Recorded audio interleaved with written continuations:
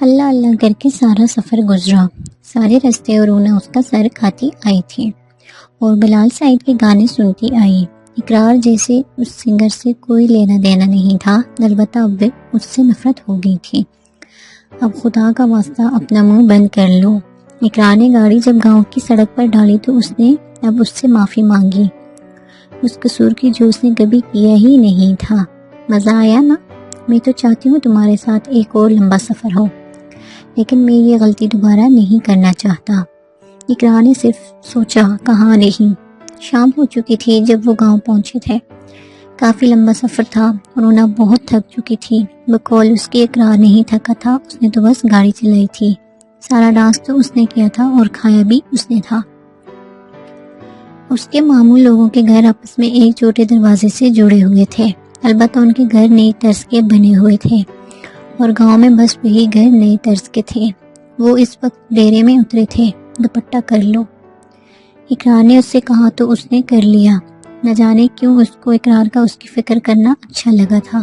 اس نے اب کوئی بحث کے بغیر سر پر دوپٹہ کر لیا تھا۔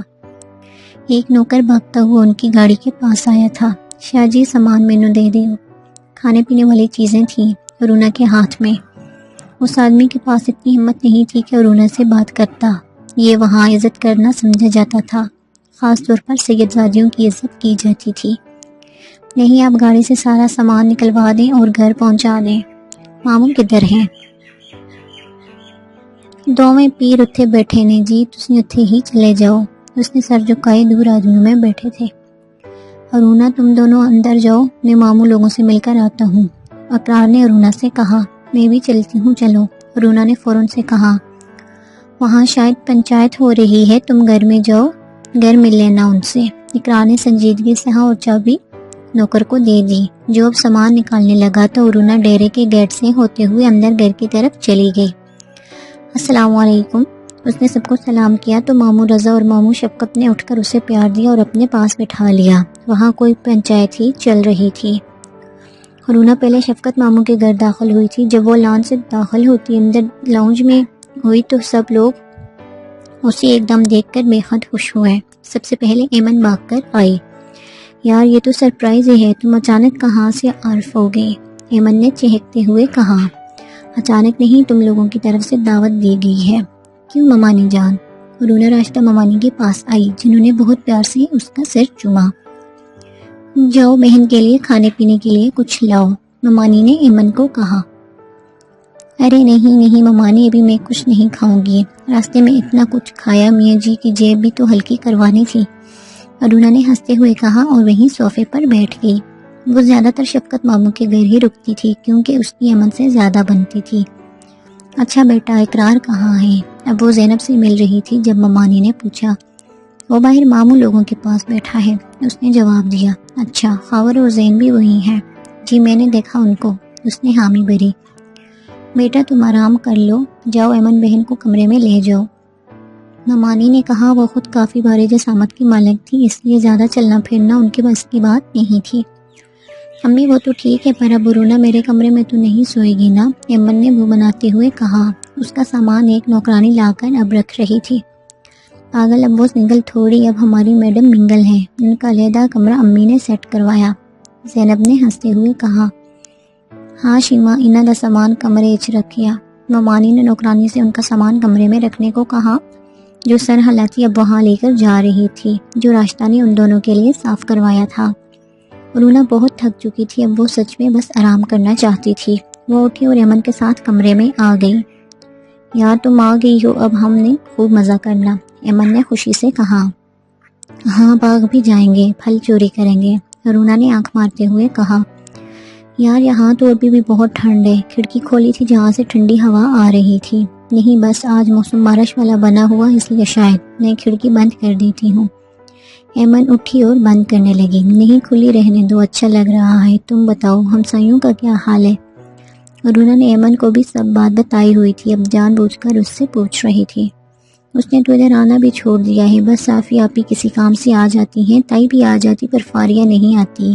ہم دھچکا مجھے تھوڑا لگا۔ ارونا نے سنجیدہ ہو کر کہا، تمہارے منہ پر سنجیدگی اچھی نہیں لگتی ارونا۔ ارونا اس کی بات سن کر ہنس پڑی۔ کب تک رہنا تم دونوں نے؟ ایمن نے پوچھا۔ وہ دونوں بیڈ پر بیٹھی تھی، نوکرانی سامان رکھ کر اب جا چکی تھی۔ 5 دن۔ جب عرونا نے بتایا تو ایمن کی خوشی کا ٹھکانہ نہ رہا۔ ہائے بڑا مزہ آنا۔ ہاں بس یہ فاریہ کچھ نہ کرے، نہیں تو تمہیں پتہ ہے میں خود کے غصے پر قابو نہیں پا سکتی۔ عرونا نے اپنا خدشہ ظاہر کیا۔ عرونا کی آنکھ رات 1 بجے کھلی جب اقرار کا موبائل بار بار بج رہا تھا اور وہ نیند دراز سو رہا تھا۔ عرونا بیڈ سے اتری اور اس کی سائڈ ٹیبل کی جانب گئی جہاں اس کا موبائل پڑا تھا۔ فوریہ کالنگ لکھا آ رہا تھا۔ عرونا کا تو پارا 7ویں آسمان پر پہنچ گیا تھا۔ آخر اس لڑکی کے ساتھ مسئلہ کیا ہے؟ اس نے اقرار کا موبائل اٹھایا اور باہر آ گئی۔ وہ یہاں باہر کھڑے ہو کر کال پر بات نہیں کر سکتی تھی۔ اس نے میسج کرنا مناسب سمجھا لیکن پاسورڈ تھا۔ اب کیا کروں؟ عرونا کو شدید غصہ آیا لیکن وہ واپس کمرے میں چلی گئی اور موبائل اس کا بند کر دیا اور سو گئی۔ صبح اٹھی تو اقرار کمرے میں موجود نہیں تھا۔ اس نے اپنے بال مصنوعی جوڑے میں قید کیے اور اٹھ کر کپڑے دیکھنے لگی۔ اس نے بیگ سے پیلے رنگ کا جوڑا نکالا جو organza کا تھا اور پھر واش روم میں چلی گئی۔ عرونا جب کپڑے بدل کر باہر آئی تو سب ناشتہ کر چکے تھے اور ممانی لاؤنج میں بیٹھی تھی جبکہ اقرار اور باقی سب باہر لان میں بیٹھے تھے۔ عرونا کا اصل دماغ تب خراب ہوا جب اس نے باہر فاریہ کو دیکھا۔ اس نے ممانی کو سلام کیا اور باہر چلی گئی۔ اس کے آتے ہی فاریہ کے چہرے سے مسکراہٹ سمٹ گئی۔ وہ سب لان میں پڑی لوہے کی بنی کرسیوں پر بیٹھے تھے، سب بڑے بڑے موڑوں پر بیٹھے تھے۔ وہاں سب کزن ہی موجود تھے، کوئی بڑا نہیں تھا، سب اقرار کے ارد گرد تھے۔ کوئی اس سے کہہ رہا تھا ٹیوب ویل پر چلیں، کوئی کچھ تو کوئی کچھ۔ عرونا کو آتا دیکھ کر سب مسکرائے سوائے فاریہ کے، لیکن وہاں کوئی خالی کرسی یا موڑا نہیں پڑا تھا تو خاور فوراً سے اٹھا۔ آ جاؤ عرونا، یہاں بیٹھو۔ اقرار کی اس کی طرف کمر تھی، اب اس نے پیچھے مڑ کر دیکھا، وہ مسکراتی ہوئی آئی۔ اس نے بال کھلے چھوڑے ہوئے تھے اور پیلا جوڑا اس پر بہت پرکشش لگ رہا تھا۔ نہیں نہیں رہنے دو، میں میاں جی کے ساتھ ایڈجسٹ ہو جاؤں گی۔ اقرار نے اس کو گھور کر دیکھا، جو بھی تھا اب وہ اس طرح کرسی پر اس کے ساتھ کہاں بیٹھ سکتی تھی۔ وہ اسے مسکرا کر دیکھ رہی تھی۔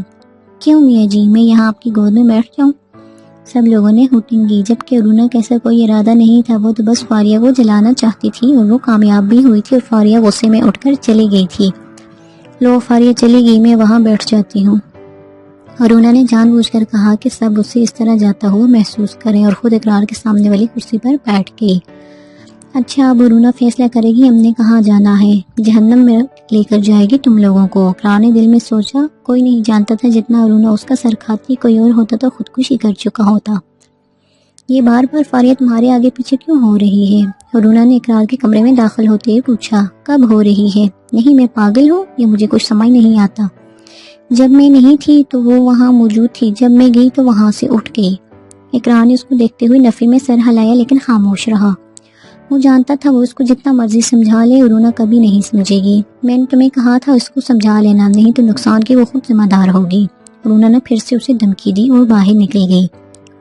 وہ سب لوگ باغ میں آئے تھے۔ باغ میں ہر جگہ سرسبز و شاداب درخت تھے اور ان پر امرود لگے تھے۔ باغ میں کہیں کہیں بیری کے درخت تھے۔ وہ سب 2 گاڑیوں پر آئے تھے اور یہ باغ اس کے ماموں کا تھا جبکہ اس کے ساتھ والا عرونا کے اماں کے چچا کا تھا۔ وہ جب بھی آتی تھی ان کے باغ سے چوری کر کے کھاتی تھی، کیونکہ عرونا کے مطابق جو چیز چھین کر کھائی جائے اس میں اپنا ہی مزہ ہوتا ہے۔ عرونا اور ایمن اب ان کے باغ میں جا چکی تھیں جبکہ باقی سب یہی تھے۔ زین اور زینب مالی سے امرود توڑنے کا کہہ رہے تھے اور خاور رافی کے ساتھ باتیں کر رہا تھا، جبکہ اقرار ایک طرف کھڑا تھا، اس کے ساتھ ہی فاریہ کھڑی تھی۔ اقرار کو ان سب چیزوں میں بالکل بھی مزہ نہیں آتا تھا، اس لیے وہ الگ ہو کر کھڑا تھا۔ تم نے میرے ساتھ اچھا نہیں کیا، فاریہ نے اقرار سے کہنا شروع کیا۔ فاریہ اب یہ سب باتیں مناسب نہیں لگتی، میں شادی شدہ ہوں اور میں نے کبھی تم سے کوئی وعدہ نہیں کیا تھا کہ تم مجھ سے اس طرح خفا ہو، اقرار نے سنجیدگی سے کہا۔ ابھی کوئی وعدہ نہیں کیا تھا، فاریہ نے اس کے گریبان سے پکڑا۔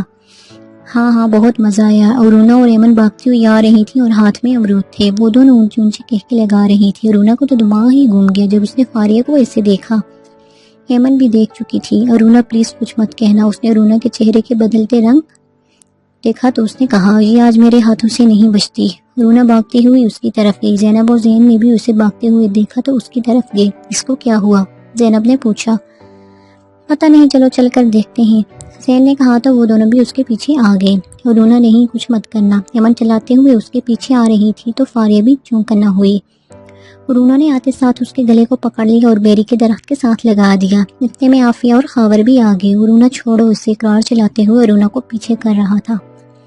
میں نے کتنی دفعہ کہا کہ اقرار سے دور رہو، شوہر ہے وہ میرا، تمہیں میری بات سمجھ نہیں آتی؟ سب چلا رہے تھے۔ اقرار نے اسے پیچھے کو کھینچا تو رونا کے ناخنوں کے نشان اس کے گلے پر لگ چکے تھے۔ اقرار نے زوردار تھپڑ کھینچ کر رونا کو مارا تھا۔ تمہاری ہمت کیسے ہوئی مجھے تھپڑ مارنے کی؟ فاریہ کھانستے ہوئے ایک طرف ہوگی اور اپنے گلے کو پکڑ لیا۔ ہوش کے ناخن لو، رونا کیا ہو گیا ہے تمہیں؟ اقرار نے اسے جھنجھوڑا۔ میں نے تمہیں کہا تھا نا اس کو سمجھا دو، لیکن میں اس کو زندہ نہیں چھوڑوں گی۔ رونا اس کی طرف دوبارہ لپکی تو اقرار نے اسے ہاتھ سے پکڑ لیا۔ تم لوگ فاریہ کو لے کر جاؤ یہاں سے، اقرار نے کہا، اور پلیز گھر میں سب اس کا ذکر نہ کرنا۔ اقرار نے التجا کی، میں نہ کریں، تمہاری بیوی میری بہن کو مار رہی تھی اور تم کہتے ہو؟ خاور نے عافیہ کو خاموش کروایا۔ وہ عافیہ، فاریہ، زینب اور زین گاڑی کی طرف آ گئے۔ عافیہ مت ذکر کرنا اس سب کا، اس میں سراسر عافیہ کی بدنامی ہوگی۔ کیا مطلب ہے تمہارا؟ میری بہن زینب چلائی۔ چپ، میری بات سنو، ہم سب بڑوں کو کیا بتائیں گے کہ رونا نے اس کا گلا کیوں دبوچا؟ غلطی اس کی بھی ہے، یہ کیوں اس کے شوہر کے پاس کھڑی ہوتی ہے، اور تم بھی اچھے سے جانتی ہو کہ یہ کیوں کھڑی ہوتی ہے۔ خاور نے اسے سمجھایا تو فاریہ رونے لگ گئی۔ چلو بیٹھو فاریہ، عافیہ نے اسے چپ کرواتے ہوئے بیٹھایا۔ تم جنگلی ہو، مجھے تم سے اس رویے کی امید نہیں تھی۔ رونا میں اسے سمجھا رہا تھا نا، اور رونا نے اس کی مزید کوئی بات نہ سنی اور گاڑی میں جا کر غصے میں بیٹھ گئی۔ اقرار بھائی، اب یہ زیادہ ہو رہا ہے، جس طرح وہ آپ کا گریبان پکڑ کر کھڑی تھی، رونا کی جگہ میں ہوتی تو یہی رد عمل ہوتا۔ ایمن اتنا کہتی گاڑی میں جا کر بیٹھ گئی۔ آج شام رضا ماموں کی طرف دعوت تھی۔ رونا نے سبز رنگ کا سوٹ پہنا تھا اور اقرار نے سفید ٹی شرٹ کے نیچے کالی جینس پہنی تھی۔ دوپہر والے حادثے کے بعد دونوں میں کوئی ہم کلامی نہیں ہوئی تھی، اور رونا تو اسے بلا ہی نہیں رہی تھی، جبکہ اقرار اب نادم تھا کہ اسے رونا کو تھپڑ نہیں مارنا چاہیے تھا۔ ماما نے جو گفٹ بھیجوائے ہیں وہ بھی ان کے سب کے لیے اٹھا لو، اقرار نے خود پر پرفیوم سپرے کرتے ہوئے کہا۔ تمہاری خالہ کی ہیں تو تم اٹھاؤ، مجھ سے اس سب کی امید نہ رکھنا، سنا؟ لیکن پھر وہ شیطانی مسکراہٹ کے ساتھ رکی۔ اچھا اٹھا لیتی ہوں۔ اقرار کو اس کی مسکراہٹ بری لگی، لیکن اس نے سر جھٹکا۔ رونا یہ کیا ہے؟ ایمن نے اس کو چادر پر کچھ لگاتے دیکھا تو پوچھا۔ بس تم دیکھتی جانا۔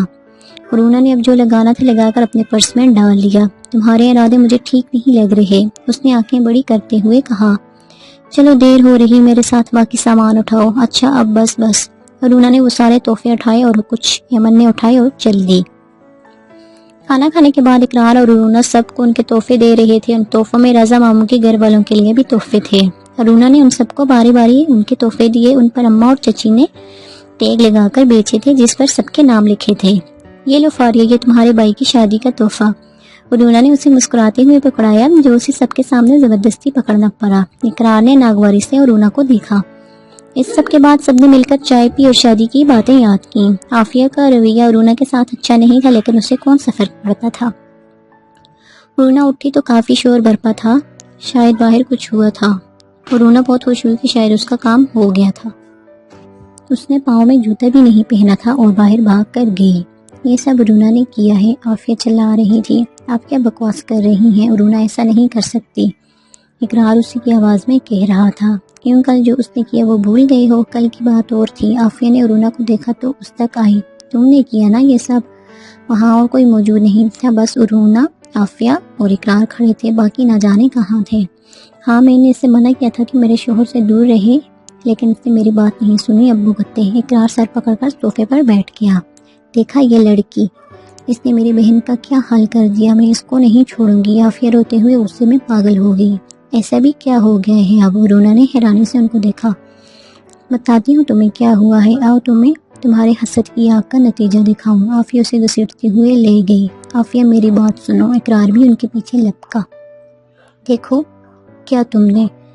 عافیہ نے اسے سب کے سامنے لا کر کھڑا کیا، جہاں سب فاریہ کے گرد تھے اور ڈاکٹر اسے دیکھ رہا تھا۔ اس کے ہاتھ بالکل جل چکا تھا، منہ پر بھی ایک طرف بس جلنے کا نشان تھا جو کافی گہرا تھا۔ رونا اس کی حالت دیکھ کر ڈر گئی، اس قدر اس کے ہاتھ جل کے اس سے حیرت ہو رہی تھی۔ ان کو شہر لے جائیں شاہ صاحب، مجھے تو کچھ سمجھ نہیں آ رہی۔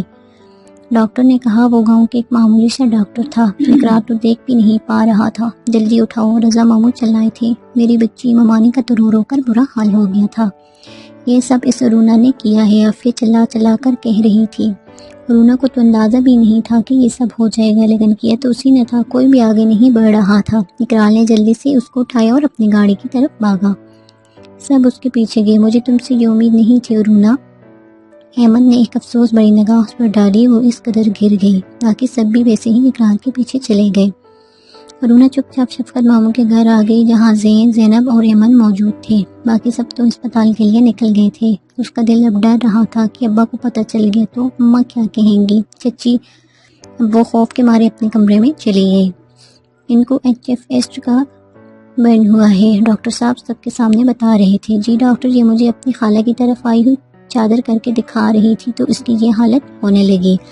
ہاں پھر یہ ہو سکتا ہے اس پر ایسڈ لگا ہو۔ آپ اس چادر کو کسی لیب میں چیک کروائیں اور پلیز کسی چیز سے پکڑیے گا، کہیں آپ میں سے کسی کو نقصان نہ ہو۔ اقرار کو کل رات والی بات یاد آئی جب ارونا نے تحفے پکڑنے کی حامی بھری تھی۔ میری بچی ٹھیک تو ہو جائے گی نا ڈاکٹر صاحب؟ رضا ماموں نے پوچھا۔ دیکھیں درد سے آرام کے لیے میں نے انجیکشن وغیرہ لگا دیے ہیں، آپ کو چاہیے تھا چادر جلدی اتار کر پھینک دیتے، پر شاید انہوں نے کافی دیر لے رکھی ہے۔ ان کے برن کے سپورٹس میں بھی ٹھیک ہو جائیں، میں بھی نہ ہو جائیں گے ڈاکٹر، ہم اسکن اسپیشلسٹ کو چیک کروائیں گے، اقرار نے جلدی سے کہا۔ Hope so. ڈاکٹر اپنی پیشہ ورانہ مسکراہٹ دکھاتے چلے گئے۔